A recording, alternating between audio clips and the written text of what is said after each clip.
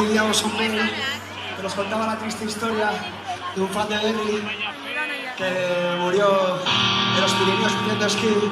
Al parecer tenía entrada para estar hoy aquí y no ha podido ser. Ha ido donde esté, le dedicamos una canción a él y a su familia.